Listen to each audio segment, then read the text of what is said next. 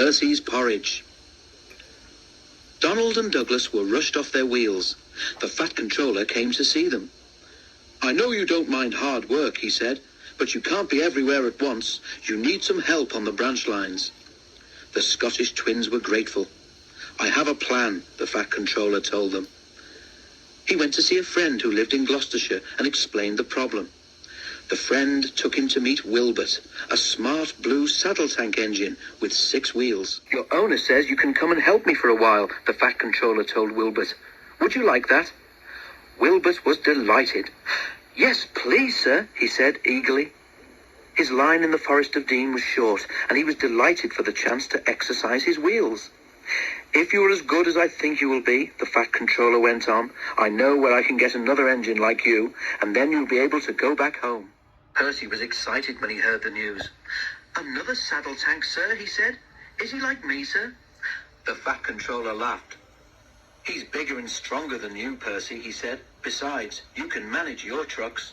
I want him to help Duck, so I'm afraid you may not even meet him." During the week before Wilbert came, it was cold and wet. The engines thought it would never stop raining. None of them wanted to go out, but passengers and trucks were waiting. "Just the sort of weather when you need porridge for breakfast," laughed Percy's driver. "What's porridge?" asked Percy. "It's difficult to describe," admitted the fireman. "You boil oatmeal and water, which makes a sort of sticky soup," finished the driver. "Then you add milk and sugar. Delicious." At the station by the river, sacks were being stacked on the platform.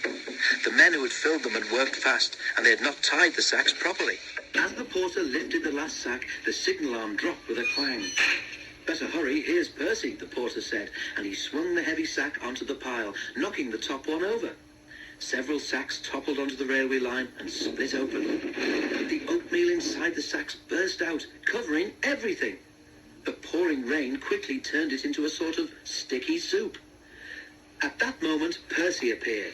Percy wasn't going fast, but he couldn't prevent himself from ploughing into the porridge, which now covered the rails. "Ugh!" he exclaimed and stopped. Porridge dripped from Percy's wheels, rods and frames. He felt awful, wet, sticky and cold. His driver and fireman got down to inspect the mess. "Oh dear," remarked the driver. "Well, Percy, you found out about porridge the hard way, haven't you?